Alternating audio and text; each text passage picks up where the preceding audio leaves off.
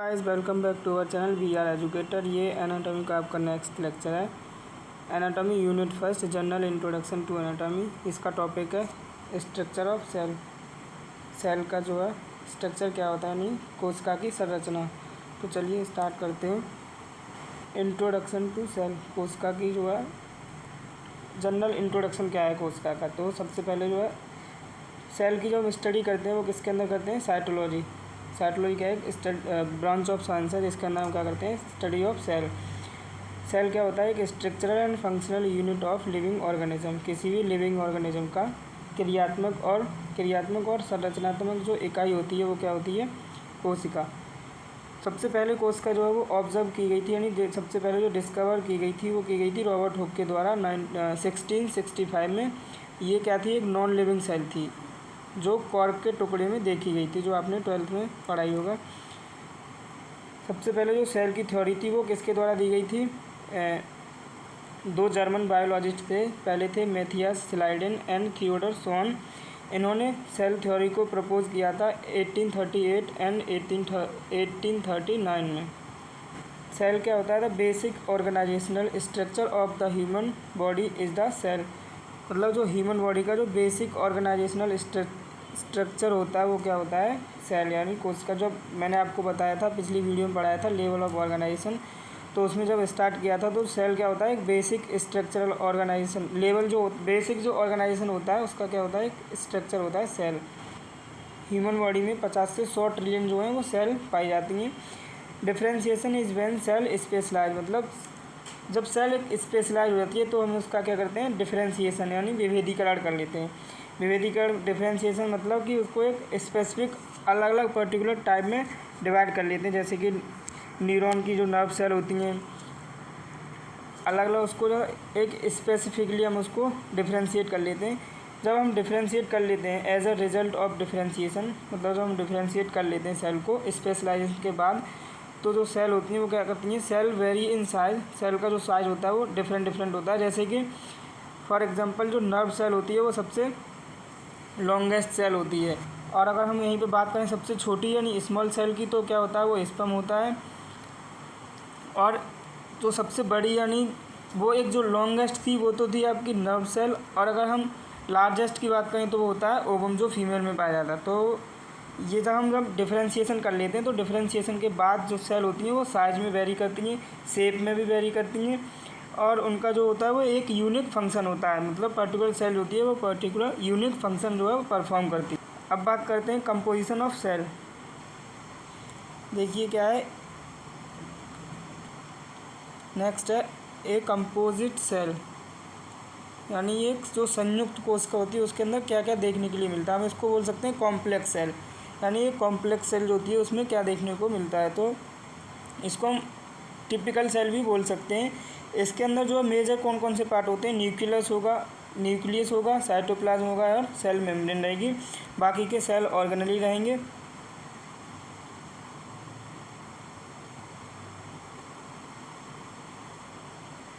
Composite of cell में तीन चीज़ थी, मेनली जो थी वो तीन चीज़ थी। सबसे पहला था आपका न्यूक्लियस, दूसरा था साइटोप्लाज्म। सबसे पहला था न्यूक्लियस, सेकंड आएगा आपका साइटोप्लाज्म, एंड थर्ड आता है आपका ये सेकंड होगा साइटोप्लाज्म और थर्ड होगा आपकी प्लाज्मा मेम्ब्रेन, जिसको हम बोलते हैं जो सेल मेम्ब्रेन जो है आपकी वो प्लाज्मा मेम्ब्रेन। तो सबसे पहले देखेंगे सेल न्यूक्लियस क्या होता है। इसको हम बोलते हैं केंद्रक, कोशिका का केंद्र क्या होता है। इसको हम बोलते हैं control centre of the cell. मतलब ये क्या करता है, पूरी सेल के जो फंक्शन होते हैं उसको कंट्रोल करने का काम करता है। ये जो है उसके जो न्यूक्लियस होता है उसके अंदर तीन चीज़ें देखने के लिए मिलती हैं। सबसे पहला होता है न्यूक्लियर एनवेलप, सेकंड होता है न्यूक्लियोलस एंड थर्ड होता है क्रोमेटिन। ये न्यूक्लियस जो होता है आपका, जब सेल ऑर्गेनेली पढ़ेंगे तो उसमें 2 टाइप्स के सेल ऑर्गेनेली आते हैं।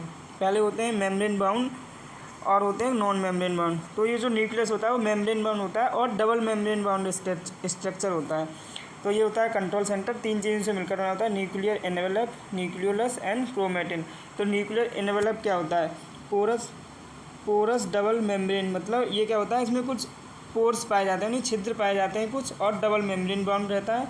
और क्या करता है, separate nucleoplasm from the cytoplasm.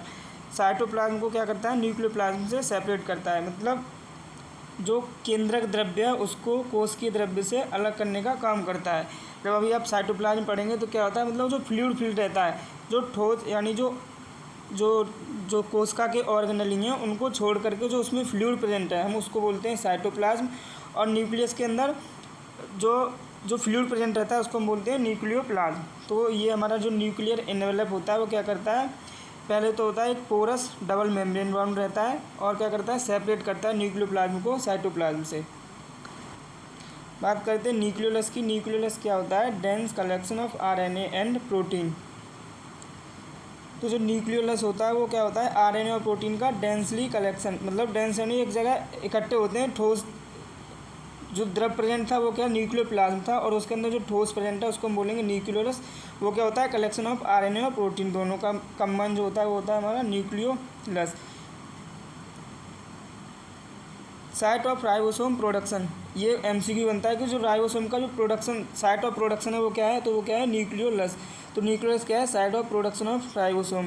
Next बात करते हैं हम क्रोमेटिन। क्रोमेटिन क्या होता है, fibre of DNA and protein. ये धागे नुमा या फाइबर नुमा संरचना होती है डीएनए और प्रोटीन की, और जो न्यूक्लियोलस था वो डेंस कलेक्शन था आरएनए और प्रोटीन का। दोनों में ये डिफरेंस है कि जो क्रोमेटिन होता है उसमें डीएनए और प्रोटीन रहता है, और जो न्यूक्लियोलस होता है उसमें आरएनए और प्रोटीन रहता है। और ये जो क्रोमेटिन होता है वो क्या करता है, store information for synthesis of protein.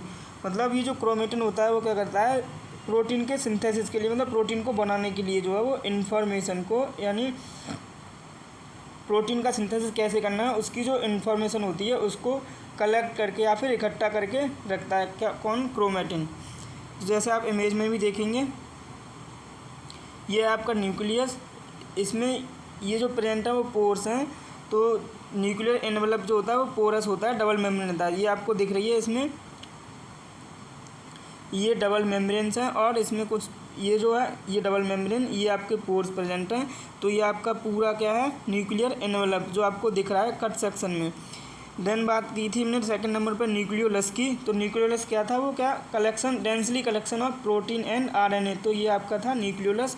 And chromatin क्या था, डीएनए और प्रोटीन का, डीएनए और जो प्रोटीन तो इकट्ठी हो रही थी आपके उसमें न्यूक्लियोप्लाज्म में, तो वो आप बना रही थी क्रोमेटिन, जो है इन्फॉर्मेशन को कलेक्ट करके रखते हैं किसके लिए, प्रोटीन सिंथेसिस के लिए। तो ये आपका हो गया क्रोमेटिन।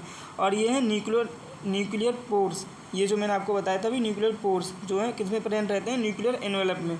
तो ये आपका हो गया न्यूक्लियस। तो बात करते हैं हम साइटोप्लाज्म क्या आता है, जो साइटोसोल होता है वाटर, मेनली जो वाटर प्रेजेंट रहता है सेल के अंदर हम उसको बोलते हैं साइटोप्लाज्म। और ऑर्गेनली क्या है उसके अंदर, सॉलिड प्रेजेंट है। जैसे एग्जांपल के तौर पर ये आपकी कोशिका है, इसमें न्यूक्लियस, बाकी और ये ऑर्गेनली प्रेजेंट है, और उसके अंदर ये जो फ्लूइड प्रेजेंट रहेगा, बाकी इन सबको छोड़ के, इन सॉलिड को जो ऑर्गेनली को छोड़ के बाकी जो प्रेजेंट रहेगा फ्लूइड, तो उसको हम बोलते हैं cytoplasm. Cytoplasm is really like a jello fruit salad where the jello is the cytosol, मतलब जो वाटर है वो, एंड द फ्रूट जैसे ऑरेंज हो गया, grapes, bananas, maybe walnut are the organelles. Example के तौर पर बताया, इसमें जब फ्रूट चाट या फिर जेलो फ्रूट सैलेड को हम देखेंगे तो उसके अंदर जो फ्लूइड या फिर जो जूस प्रेजेंट है या जो जेलो प्रेजेंट है, तो वो किसका काम कर रहा है, साइटोसोल का। उससे हम समझ सकते हैं वो साइटोसोल है। और उसके अंदर जो फ्रूट प्रेजेंट है, जैसे कि ऑरेंज हो गया, ग्रेप्स हो गया, बनानास और जो वॉलनट, जो आपके अंदर उसके अंदर जो फ्रूट प्रेजेंट है वो किसका काम कर रहा है, सेल ऑर्गेनली का। और उसके अंदर जो जेलो प्रेजेंट है, यानी जो जूस या फिर जो वाटर प्रेजेंट है, हम उसको बोल सकते हैं साइटोसोल। तो ये होता है आपका साइटोप्लाज्म। उसी में नेक्स्ट हमारा थर्ड नंबर पे आती है हमारी सेल मेम्ब्रेन, यानी कोशिका जो भित्ति है जो हमारी, उसको हम बोलते हैं सेल मेम्ब्रेन। इसको हमें also known as the plasma membrane, outer limit of the cell, मतलब कोशिका की जो बाहरी सीमा होती है हम उसको बोलते हैं प्लाज्मा मेम्ब्रेन।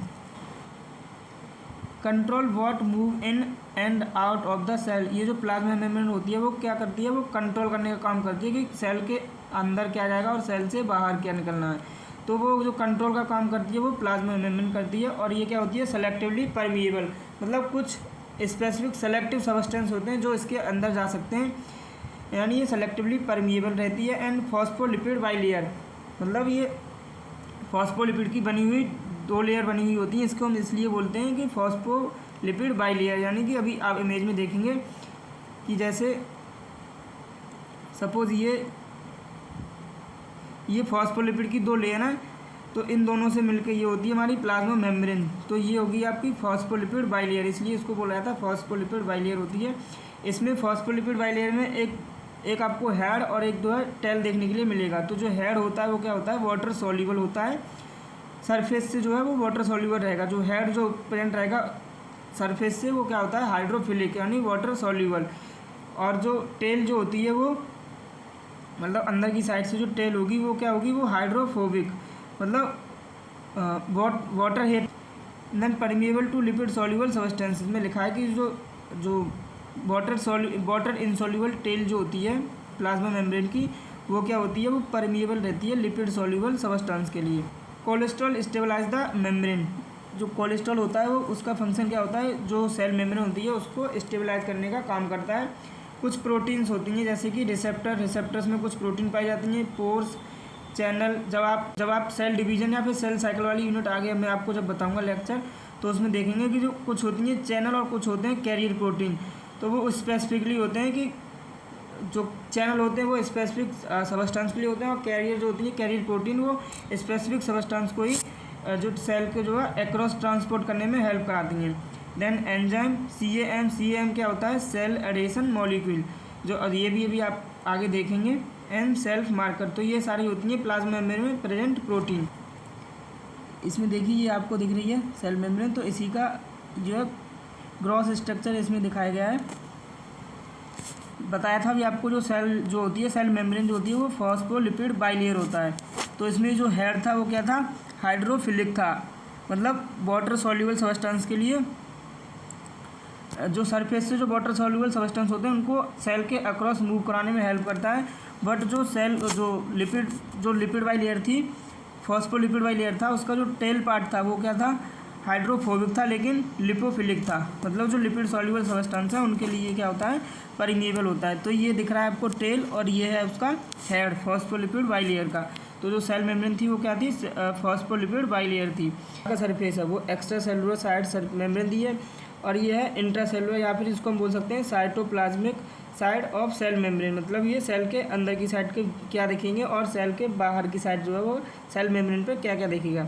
तो सबसे पहले ये देखिए आप, ग्लाइकोलिपिड है, इस पर कार्बोहाइड्रेट है जो ग्लाइकोप्रोटीन से अटैच है, फाइब्रस प्रोटीन होगा, और ये दिख रहा है आपको double membrane, double layer of phospholipid molecule. ये फॉस्फोलिपिड मॉलिक्यूल का डबल लेयर देखने को मिलेगा। और ये है आपको ग्लोब्यूलर प्रोटीन है, कोलेस्ट्रॉल मॉलिक्यूल्स हैं जो क्या करते हैं, वो जो सेल मेम्ब्रेन है उसको स्टेबलाइज करने में हेल्प कराते हैं।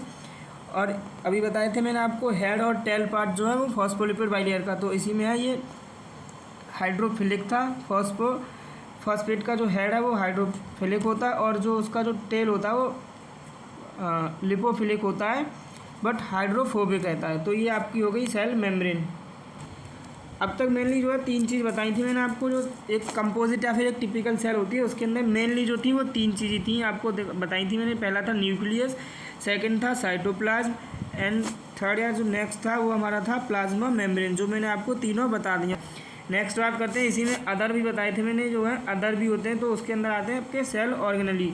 जो सेल ऑर्गेनली होते हैं वो एक मेम्ब्रेन बाउंड होते हैं और एक होते हैं नॉन मेम्ब्रेन बाउंड। तो मेम्ब्रेन बाउंड में न्यूक्लियस आता है, माइटोकॉन्ड्रिया आता है, और नॉन मेम्ब्रेन बाउंड में जैसे कि आपका ER हो गया, राइबोसोम हो गया, एक्सेट्रा। तो उसी में बात करते हैं ऑर्गेनली की। तो सबसे पहले आता है आपका एंडोप्लाज्मिक रेटिकुलम, ER, जिसको हम शॉर्ट में बोलते हैं ER। तो क्या करता है, ये क्या होता है, connected membrane bound sac, canal and vesicles. Connected मतलब एक दूसरे से कनेक्ट या जुड़े हुए रहते हैं, कनेक्टेड एक दूसरे से जुड़े होंगे, मेम्ब्रेन बाउंड रहते हैं, मेम्ब्रेन बाउंड सैक होते हैं, कैनाल होते हैं, और वेसिकल्स भी होते हैं। जैसे कि ये दिख रही है आपको, क्या है इसकी मेम्ब्रेन। इसमें वेसिकल फॉर्म हो सकते हैं, ट्यूब फॉर्म में भी होती है, कैनाल जिसको बोलते हैं, कैनाल या फिर वेसिकल फॉर्म में जो है वो प्रेजेंट रहता है। नेक्स्ट है ट्रांसपोर्ट सिस्टम। ये किसका काम करते हैं, वो ट्रांसपोर्ट सिस्टम का काम करते हैं। मेनली 2 टाइप्स के होते हैं, रफ एंड स्मूथ। यानी एक रफ चिकना होगा और एक चिकना होता है और एक ये होता है कैसा खुरदुरा, जिस पे मतलब राइबोसोम जो है प्रेजेंट रहते हैं, उसको हम बोलते हैं रफ का R यानी R राइबोसोम का यानी कि जो रफ होता है उस पर राइबोसोम प्रेजेंट रहता है। रफ एंडोप्लाज्मिक रेटिकुलम क्या रहता है, स्टक्ड विद राइबोसोम, मतलब इस पे इसके ऊपर जो है वो राइबोसोम का ढेर या फिर प्रेजेंट रहते हैं या फिर ढेर होता है राइबोसोम का रफ एंडोप्लाज्मिक रेटिकुलम के ऊपर। ये किसके लिए रिस्पॉन्सिबल होता है, ये मेनली रिस्पॉन्सिबल होता है प्रोटीन सिंथेसिस के लिए। इसका ये जो मेन वर्क होता है वो क्या होता है, protein synthesis rough endoplasmic reticulum का। नेक्स्ट है हमारा स्मूथ एंडोप्लाज्मिक रेटिकुलम, यानी चिकना या फिर जो स्मूथ सरफेस जो होता है जिस पर, जैसे कि ये वाला जो आपको दिख रहा है जिस पर क्या है राइबोसोम प्रेजेंट नहीं है। तो ये मेनली इसका काम क्या होता है, लिपिड सिंथेसिस का काम होता है। और क्या करता है, add to proteins arriving from the rough endoplasmic reticulum, यानी आर से जो प्रोटीन्स आ रही थी उनको क्या करता है, ऐड ऑन करने का काम करता है। और नेक्स्ट और काम क्या होता है इसका, ब्रेक डाउन ऑफ ड्रग, मतलब जो ड्रग आ रहा है आपकी बॉडी में, मतलब जो आप ड्रग कंज्यूम करते हो उसको ब्रेक डाउन करने का काम कौन करता है, स्मूथ एंडोप्लाज्मिक रेटिकुलम। नेक्स्ट हम बात करते हैं राइबोसोम की। तो राइबोसोम क्या होता है, इसको हम बोलते हैं प्रोटीन फैक्ट्री। जो सेल की जो प्रोटीन फैक्ट्री होती है वो क्या होती है, राइबोसोम। ये क्या होते हैं, फ्री फ्लोटिंग और कनेक्टेड टू द ईआर, यानी फ्रीली प्रेजेंट रहेंगे आपके साइटोप्लाज्म में या फिर कनेक्टेड रहते हैं एंडोप्लाज्मिक रेटिकुलम से, दोनों फॉर्म में प्रेजेंट रहेंगे। And provide structural support and enzyme activity to amino acid to form protein. ये क्या करते हैं, एक स्ट्रक्चरल और एंजाइमेट जो है एक स्ट्रक्चरल यानी संरचनात्मक सपोर्ट प्रोवाइड कराते हैं, या फिर एंजाइमेट जो अमाइनो एसिड है उनकी जो एंजाइमेटिक एक्टिविटी है उनको जो है एक स्ट्रक्चरल सपोर्ट प्रोवाइड करते हैं, जिसकी वजह से जो अमाइनो एसिड जो है वो प्रोटीन को सिंथेसिस या फिर फॉर्म कर सकें अच्छे से। ऑर्गेनेली में नेक्स्ट है हमारा गोल्गी एपरेटस। ये क्या होता है, stack of flattened membranous sac, एक दूसरे से सटा हुआ फिर या फिर हम कह सकते हैं जड़ा हुआ होता है, फ्लैटेंड होता है, मेम्ब्रेनस सैक होता है। Modifies package and deliver protein, मतलब क्या करता है, ये प्रोटीन को जो है मॉडिफाई करता है, पैक करने का काम करता है, और क्या करता है उनको प्रोटीन को डिलीवर करने का काम करता है। मेन जो फंक्शन होता है उसका क्या होता है, प्रोटीन डिलीवर या फिर पैकेजिंग ऑफ प्रोटीन या फिर मॉडिफिकेशन ऑफ प्रोटीन। तो किसका काम होता है, गोल्गी एपरेटस का। ये कैसा होता है, एक स्टैक और फ्लैटेंड मेम्ब्रेनस सैक होती हैं। नेक्स्ट है हमारा वेसिकल्स क्या होते हैं, मेम्ब्रेनस सैक होती हैं। ये क्या करते हैं, स्टोर सबस्टेंस, यानी जो वेस्ट प्रोडक्ट है आपके सेल के अंदर या जो वेस्ट जनरेट हो रहा है उनको जो है वो स्टोर करने का काम कौन करते हैं, वेसिकल्स। यानी एक होलो स्पेस प्रेजेंट रहता है सेल के अंदर, वो क्या होता है, वेसिकल्स। नेक्स्ट बात करते हैं माइटोकॉन्ड्रिया। माइटोकॉन्ड्रिया जैसे आपने 12th में पढ़ा भी होगा। तो माइटोकॉन्ड्रिया क्या होता है, power house of the cell, क्योंकि यहाँ पर क्या है एटीपी जनरेशन हो रहा है तो वो होता है power house of the cell. ये डबल मेम्ब्रेन बाउंड स्ट्रक्चर रहता है। इसमें लिखा है membranous sac with inner partition, मतलब इसमें क्या है इनर पार्टीशन प्रेजेंट रहता है, डबल मेम्ब्रेन बाउंड स्ट्रक्चर रहता है। क्या करता है, जनरेट एनर्जी, यानी एनर्जी का जो है प्रोडक्शन करता है। जैसे कि आप इमेज में देखेंगे, इमेज में देखिए जो इसके अंदर जो है वो इनर स्पेस प्रेजेंट है, डबल मेम्ब्रेन दिख रही है आपको, एक ये आपकी दिख रही है आउटर मेम्ब्रेन, ये है आपकी आउटर मेम्ब्रेन, और ये है आपकी इनर मेम्ब्रेन, और इसके अंदर ये जो स्पेस दिख रहा है इसको बोला गया है क्रिस्टा, इसको क्रिस्टा बोला जाता है। नेक्स्ट बात करते हैं हम लाइसोसोम की। तो लाइसोसोम क्या होता है, हम इसको बोलते हैं कोशिका की आत्महत्या की थैली या फिर suicidal bag of the cell. तो ये क्या होता है, एंजाइम कंटेनिंग सैक, मतलब इसके अंदर जो है वो कुछ हाइड्रोलेज एंजाइम प्रेजेंट रहते हैं, वो क्या होते हैं, कैपेबल होते हैं कुछ जो वैरायटी ऑफ सब्सटेंस को डिग्रेड करने में, मतलब उनको ख़त्म करने में या फिर उनको डाइजेस्ट करने में कुछ क्या होते हैं, वो जो एंजाइम होते हैं वो हाइड्रोलाइज एंजाइम क्या होते हैं, उनको जो वाइड वैरायटी ऑफ सब्सटेंस है उनको डिग्रेड करने में कैपेबल रहते हैं। और ये करते हैं digest burn out cell part और अनवांटेड सब्सटेंस, मतलब यही है क्योंकि इसके अंदर जो है वो क्या होते हैं हाइड्रोलेज एंजाइम जो है वो प्रेजेंट रहते हैं। इसकी वजह से वो सेल के अंदर जो है वो एक्स्ट्रा सब्सटेंस या फिर जो अनवांटेड या फिर जो डाइजेस्टिव पार्ट है सेल के अंदर जो बचा हुआ पार्ट है उनको जो है वो डेस्ट्रॉय या फिर वो डिग्रेड करने में जो है वो तो कैपेबल होते हैं। ये होते हैं आपके लाइसोसोम। नेक्स्ट है आपका सेंट्रोसोम। सेंट्रोसोम क्या होता है, 2 रॉड लाइक सेंट्रियोल्स होते हैं, use to produce cilia and flagella. Cilia और फ्लेजिला के प्रोडक्शन के लिए जो है वो यूज़ किए जाते हैं centrosome. And distributes chromosome during the cell division. जब आप सेल डिवीजन पढ़ेंगे तो उसके अंदर देखेंगे जो सेंट्रोसोम होते हैं वो किसके लिए यूज़ किए जाते हैं या फिर क्या करते हैं, वो डिस्ट्रीब्यूट करते हैं क्रोमोसोम को ड्यूरिंग द सेल डिवीज़न। मान लीजिए जैसे आपकी ये कोई आपकी एक सेल है, तो ये पोल्स पे इक्वेटर पे प्रेजेंट रहते हैं सेंट्रोसोम। तो सेंट्रोसोम क्या करते हैं, जो सेल के अंदर ये जो क्रोमोसोम होते हैं उनको जो है डिस्ट्रीब्यूट करने का काम करते हैं, तो वो होते हैं आपको सेंट्रोसोम। मतलब दो रॉड लाइक जो वो स्ट्रक्चर होते हैं, इसको हम सेंट्रियोल्स बोलते हैं। ये क्या इसलिए प्रेजेंट ये यूज़ किए जाते हैं produce the cilia and flagella, और इसका जो मेन फंक्शन होता है वो क्या होता है, डिस्ट्रीब्यूट करते हैं क्रोमोसोम को during the cell division. Next हम बात करते हैं पैरोक्सिसोम। पैरोक्सिसोम क्या होते हैं, वो enzyme containing sac, same lysosome की तरह था, उसमें भी एंजाइम प्रेजेंट थे, उसमें क्या थे, हाइड्रोलेज एंजाइम प्रेजेंट थे। अब ये आपका एंजाइम कंटेनिंग सैक होते हैं, ये क्या करते हैं, ब्रेक डाउन ऑर्गेनिक मॉलिक्यूल, जो आपके जो ऑर्गेनिक मॉलिक्यूल्स हैं उनको ब्रेक डाउन करने का काम करते हैं, कौन, पैरोक्सिसोम। और जो लाइसोसोम थे वो क्या थे, जो अनवांटेड सब्सटेंस प्रेजेंट रहते हैं सेल के अंदर, उनको जो है वो डिग्रेड या फिर डाइजेस्ट करने में हेल्प करते हैं। इसी में नेक्स्ट हम बात करते हैं सिलिया की, कि सिलिया क्या होते हैं।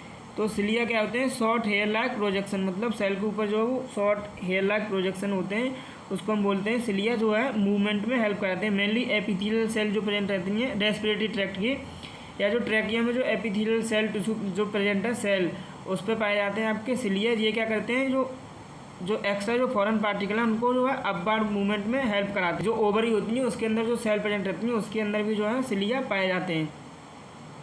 नेक्स्ट इसमें क्या है, और propel substance on sale surface, जो मैंने आपको बताया था क्या करते हैं, जो प्रोपेल मतलब आगे को धकेलने का काम करते हैं। कोई भी जो फॉरेन सब्सटेंस है या फिर कोई भी फॉरेन पार्टिकल है उसको जो है वो आगे को धक्का देने का काम करते हैं या फिर आगे बढ़ाने का काम करते हैं, कौन, सिलिया। नेक्स्ट हम बात करते हैं फ्लैजिला या फिर flagellum. Long tail like projection होते हैं, provide motility to the sperm, या फिर जो आपकी जो सेल है उसको जो मोटिलिटी प्रोवाइड कराने का काम करते हैं flagella. Long tail like projection होते हैं। नेक्स्ट है हमारा माइक्रोफिलामेंट एंड माइक्रोट्यूब्यूल्स, सेल के जिसको हम एक्सोस्केलेटन ऑफ द सेल भी बोल सकते हैं।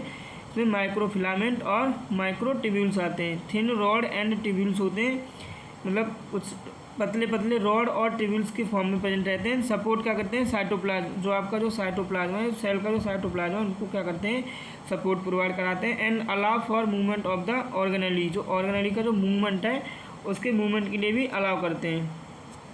नेक्स्ट है हमारा इंक्लूजन। इंक्लूजन क्या होता है, टेम्पररी न्यूट्रिएंट्स एंड पिगमेंट, मतलब जो सेल है उसके लिए टेम्पररी न्यूट्रिएंट और पिगमेंट प्रोवाइड कराने का काम करते हैं। तो ये कंप्लीट है आपका स्ट्रक्चर ऑफ सेल। वैसे मैंने बहुत शॉर्ट में पढ़ाया है क्योंकि जो है बेसिकली आप जो 12th में स्टार्टिंग से जो है सेल ही पढ़ते आ रहे हैं, तो जो क्वेश्चन जो है सेल का जो है मेनली ज़्यादातर या फिर 5 नंबर में पूछा जाता है, तो 5 नंबर के हिसाब से कंटेंट काफ़ी है। वैसे मैंने शॉर्ट में पढ़ाया है। अगर इसमें आपको कुछ भी समझ में ना आया हो तो आप वीडियो के कमेंट सेक्शन में कमेंट कर सकते हैं, या फिर हमारे टेलीग्राम चैनल को ज्वाइन करके टेलीग्राम पे डायरेक्ट कमेंट कर सकते हैं।